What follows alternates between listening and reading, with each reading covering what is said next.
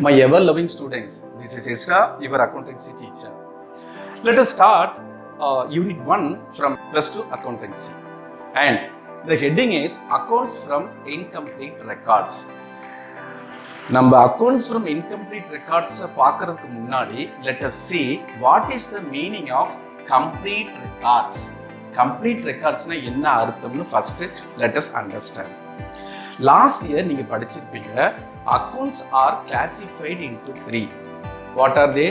Personal, real, nominal. Accounts which are associated or linked with persons are called personal accounts. Do you remember Vijay, Tala, CMHS, outstanding salary? These come under the heading personal accounts. Real accounts are associated with assets. Assets are further divided into 2. Do you remember? Tangible, intangible. Tangible assets means assets which can be touched and realized. எதெல்லாம் தொட்டு உணர முடியுமோ அதெல்லாம் tangible assets. For example, cash, machinery, building இதெல்லாம் தொட்டு உணரக்கூடிய assets. அதனால அது tangible assets. There are some assets which cannot be touched but realized. They are called intangible assets. For example, goodwill. Goodwill தமிழ்ல என்ன சொல்லுவோம்? Reputation, good name சொல்லுவோம். நற்பெயர்னு சொல்லுவோம்.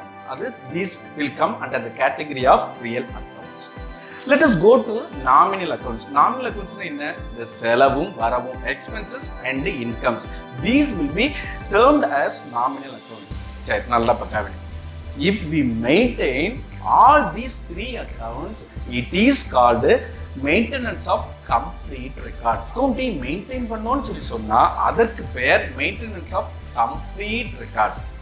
Suppose ஏதோ ஒரு காரணத்திற்காக இந்த 3 அக்கவுண்ட்ல ஏதேனும் ஒன்றை விட்டுட்டாலும் that will be termed as maintenance of incomplete records. சரியா? இதை கொஞ்சம் ஞாபகத்தில் வச்சுக்கோங்க. இன்னும் கொஞ்சம் இதுல this can be understood in another way. இன்னொரு வகையிலும் இதை புரிஞ்சுக்கலாம். Let me tell you. நான் சொன்னேன் this can be understood in another way. இன்னொரு வகையிலும் இதை புரிஞ்சுக்கலாம்னு சொல்லி சொன்னேன். எப்படி? Double entry system.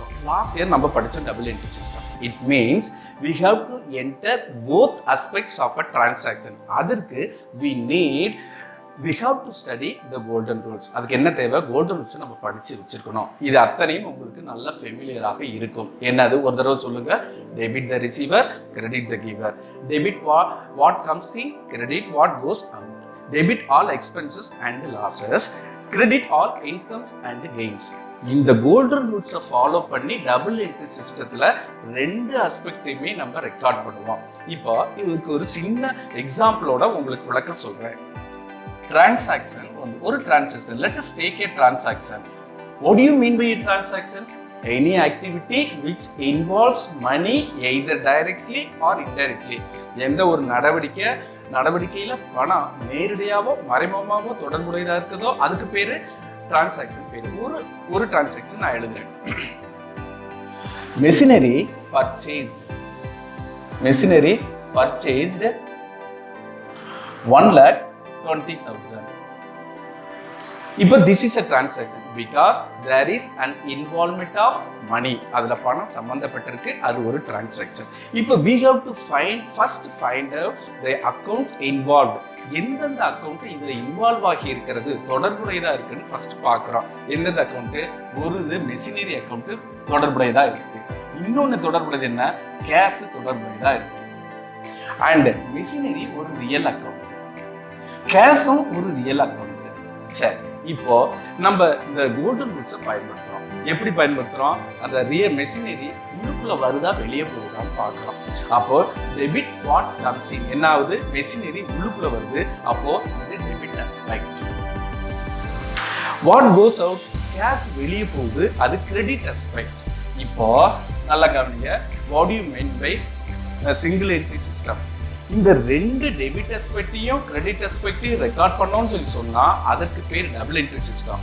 இப்போ இந்த சிங்கிள் என்ட்ரி சிஸ்டத்துல என்ன செய்வாங்கன்னு சொல்லி சொன்னா அவங்க இந்த கேஷ் அக்கௌண்ட்டை மட்டும்தான் என்டர் பண்ணுவாங்களே தவிர இந்த மெஷினரி அக்கௌண்ட் அதை என்டர் பண்ண மாட்டாங்க. இப்போ 2 அஸ்பெக்ட்ல ஒரு அஸ்பெக்ட் தான் என்டர் பண்றாங்க.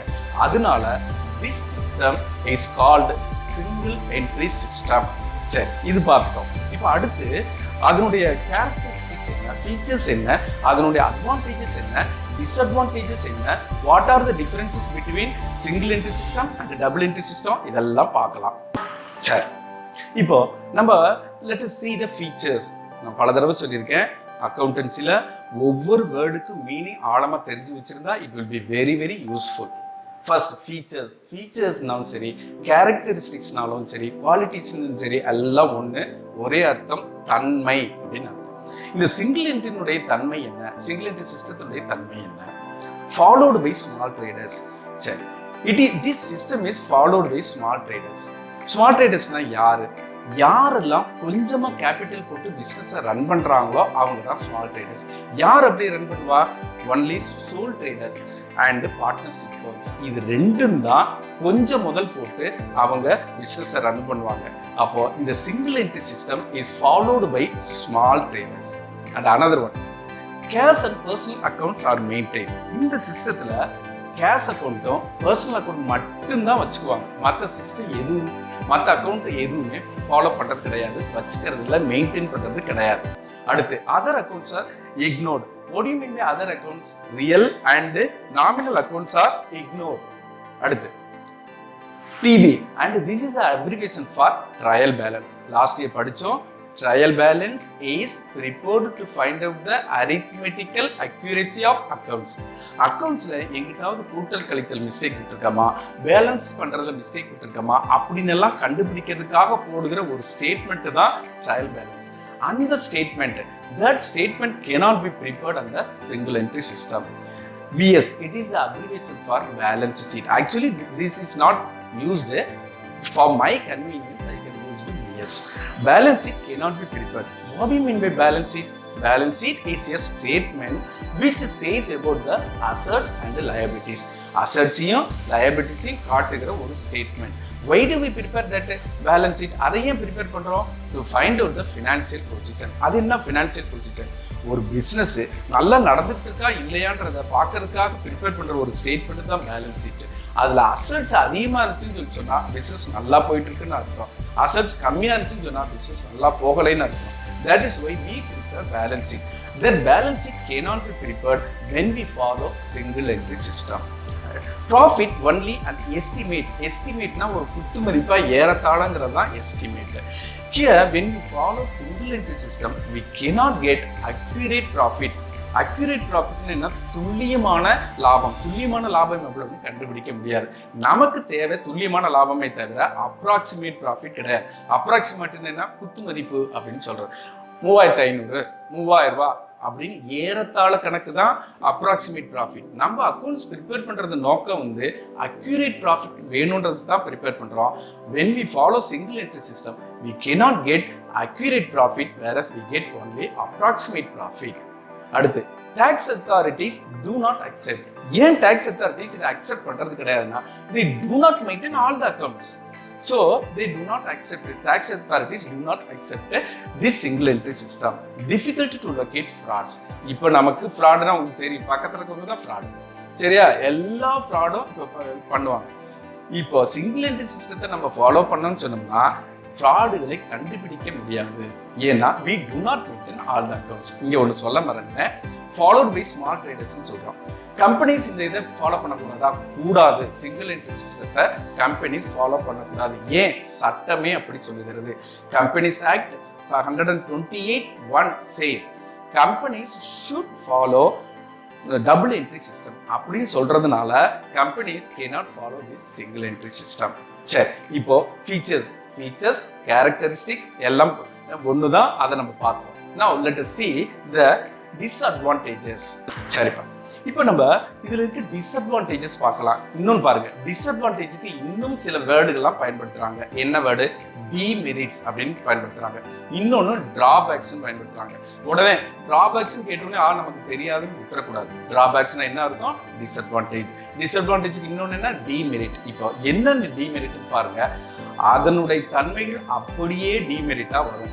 ஏன்னு கேட்டா, ஒரு சிஸ்டம் ஸ்மார்ட் ட்ரேடர்ஸ் எல்லாம் தான் மட்டும்தான் ஃபாலோ பண்ண முடியும்னு சொன்னா அது ஒரு நல்ல சிஸ்டம் கிடையாது. Cash and personal accounts are maintain. அது மட்டுமே ஃபாலோ பண்ணணும்னு சொன்னோம்னா அது ஒரு நல்ல சிஸ்டம் கிடையாது. Other accounts are ignored. we should not ignore any one of the accounts. whereas இங்கே பார்த்தோம்னு சொன்னோம்னா real accounts are real and normal accounts are totally ignored. அதை இக்னோர் பண்ணிடுறதுனால இது ஒரு நல்ல சிஸ்டம் கிடையாது. அடுத்து ட்ரையல் பேலன்ஸ் ப்ரிப்பேர் பண்ண முடியாது. ட்ரையல் பேலன்ஸ் ஏன் ப்ரிப்பேர் பண்ணுறது முதலே சொன்னேன். கூட்டல் கழித்தல் பேலன்ஸிங் தப்பு விடுறோமா இல்லையான்னு கண்டுபிடிக்கிறதுக்காக ட்ரையல் பேலன்ஸ் ப்ரிப்பேர் பண்ணுறோம். அந்த ட்ரையல் பேலன்ஸே இது ஃபாலோ பண்ணணும்னு சொன்னோம்னா சிங்கிள் என்ட்ரி சிஸ்டத்தை ஃபாலோ பண்ணணும்னு சொன்னோம்னா ட்ரையல் பேலன்ஸு ப்ரிப்பேர் பண்ண முடியாது. அதனால கணக்கில் கூட்டல் கழித்து தப்பு வந்துச்சான்னு நமக்கு தெரியாது. பேலன்ஸ் ஷீட் எதுக்காக ப்ரிப்பேர் பண்ண போகிறோம்? To find out the financial position. ஒரு பிஸ்னஸ் நல்லா இருக்கா இல்லையான்னு கண்டுபிடிக்கிறதுக்கு ப்ரிப்பேர் பண்ணுறதே பேலன்ஸ் ஷீட். அதுவே இதில் ப்ரிப்பேர் பண்ண முடியாது. ஏன்னு கேட்டால் they do not maintain real accounts. And profit only an estimate. நம்ம எதுக்காக நம்ம கணக்கு போடுறோம்? நமக்கு முக்கியமாக தேவை அக்யூரேட் ப்ராஃபிட் தானே தவிர அப்ராக்சிமேட் ப்ராஃபிட் இல்லை. இந்த சிஸ்டத்தை ஃபாலோ பண்ணணும்னு சொன்னோம்னா நமக்கு அப்ராக்சிமேட் ப்ராஃபிட் தான் கிடைக்குமே தவிர அக்யூரேட் ப்ராஃபிட் கிடைக்காது. அடுத்து tax authorities do not accept. Tax authorities இதை அக்செப்ட் பண்ணிக்கிறது கிடையாது, ஏற்றுக்கொள்வது கிடையாது. ஏன் ஏற்றுக்கொள்வதுன்னா they do not follow all the accounts, maintain all the accounts. எல்லா அக்கௌண்ட்ஸும் அவங்க மெயின்டைன் பண்ணல, அதனால அவங்க ஃபாலோ பண்றதில்ல. அடுத்து டிஃபிகல்ட்டி டு லொகேட் ஃப்ராட்ஸ். இது ரொம்ப முக்கியமானது. கணக்கு வழக்கு நம்ம வச்சுக்கிறதுனுடைய நோக்கமே என்ன? தப்பு வந்துடக்கூடாது அப்படின்றதான். தப்பு வந்தாலும் அதை கண்டுபிடிக்கிறதுக்காக தான் நம்ம கணக்கு போடுறோம். இந்த சிஸ்டத்தை ஃபாலோ பண்ணணும்னு சொன்னோம்னா நம்மளால தப்புகளும் கண்டுபிடிக்க முடியாது. சரிப்பா, அவங்க அக்கௌண்ட் எல்லாம் மெயின்டைன் பண்றது கிடையாது, சரிவர என்ட்ரி சிஸ்டத்தை ஃபாலோ டபுள் என்ட்ரி சிஸ்டத்தை ஃபாலோ பண்றது கிடையாது. அவங்க எப்படி தான் ப்ராஃபிட்டை கண்டுபிடிக்கிறாங்க? தே ஃபாலோ ஒரு சிஸ்டம், ஒரு மெத்தட் எடுத்துக்கிறாங்க. என்னன்னா ஓப்பனிங் கேபிட்டல் எடுத்துக்கிறான், க்ளோசிங் கேபிட்டல் எடுத்துக்கிறான். க்ளோசிங் கேபிட்டல் ஓப்பனிங் கேபிட்டலை விட அதிகமா இருந்தா profit, closing capital opening capital விட கம்மியாயிடுச்சுன்னு சொல்லி சொன்னா தேர் இஸ் லாஸ்ன்னு வச்சுக்கிறாங்க.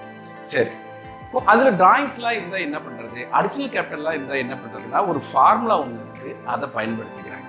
This is a 1 mark question.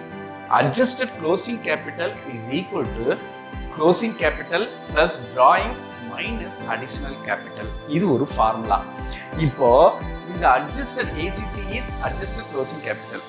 If adjusted closing capital is more than the opening capital, there is profit.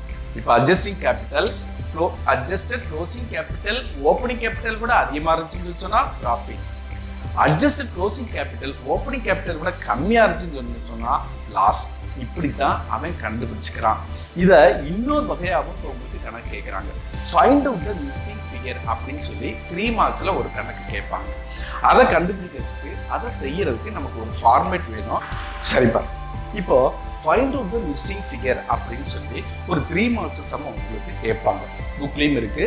அந்த எக்ஸசைஸ் 1 to 5 வரைக்கும் இந்த சம் தான் கேட்டிருக்காங்க. சரி, அதுக்கு என்ன செய்யறது? we have to prepare capital account. remember this is the format of capital account. இது ஒரு ஃபார்மேட். இந்த ஃபார்மேட் எப்படி உருவாக்கணும் அப்படின்னு சொல்லி சொன்னா ஜேர்னல் என்ட்ரிஸ் பேசிஸ்ல உருவாக்கணும். இப்போ உதாரணமா டிராயிங்ஸுக்கு என்ட்ரி என்ன? Capital account debtor to drawings.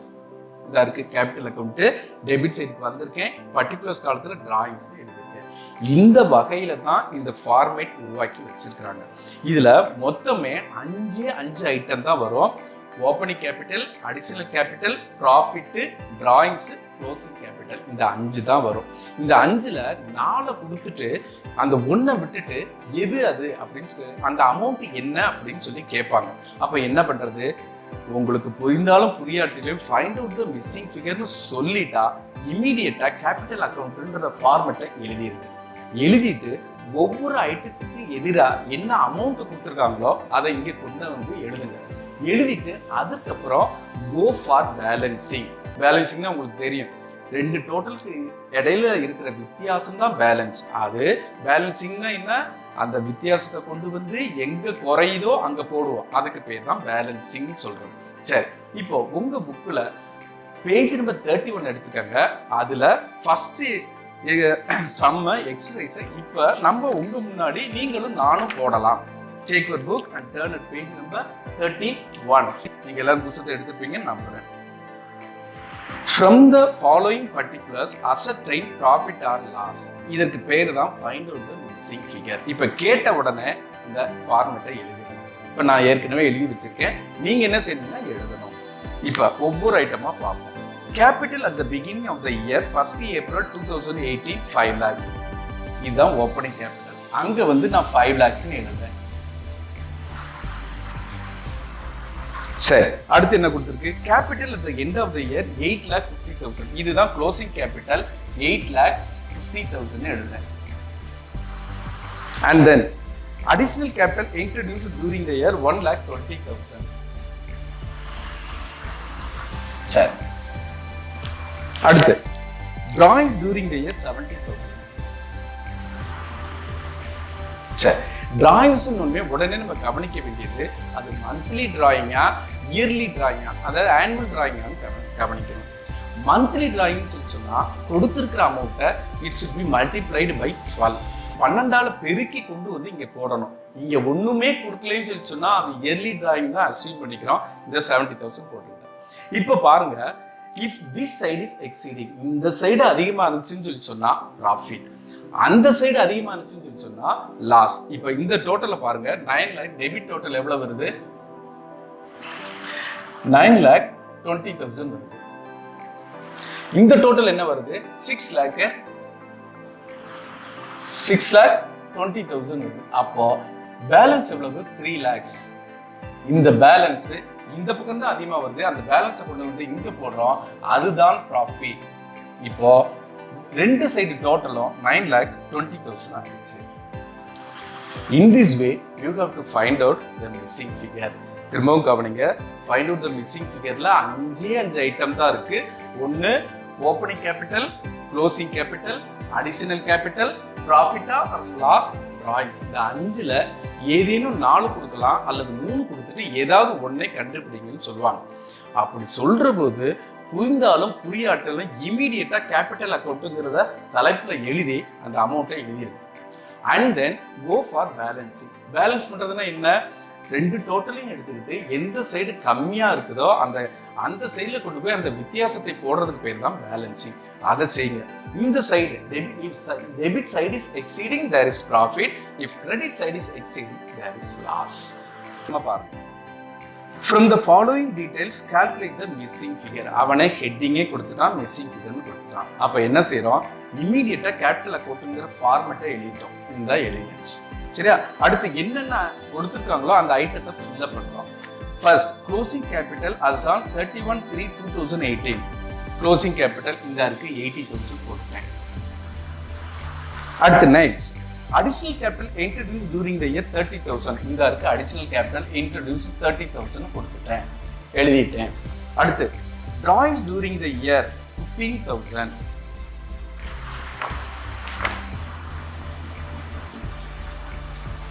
அடுத்து ஓப்பனிங் கேபிட்டல், அதை தான் நீங்க கண்டுபிடிக்கணும். Loss for the year ending 25,000. இந்த இருக்கு 25,000. சரி, இப்போ ஒண்ணு கவனிங்க, என்னன்னா ஒரு சம்ல லாஸ் கொடுத்துட்டாங்கன்னா கண்ணை மூடிட்டு அந்த பக்கத்துல ப்ராஃபிட் காலத்தை டேஷ் போட்டுருங்க. ஒருவேளை ப்ராஃபிட் கொடுத்துருந்தான்னு சொல்லி சொன்னா இமீடியட்டா இங்கிட்டு இருக்கிற லாஸ் காலத்துல கோட்டை போட்டுருங்க. ஏன்னு கேட்டா ஒரு பிசினஸ்ல ஒரே சமயத்துல ப்ராஃபிட்டும் லாஸும் கிடைக்காது.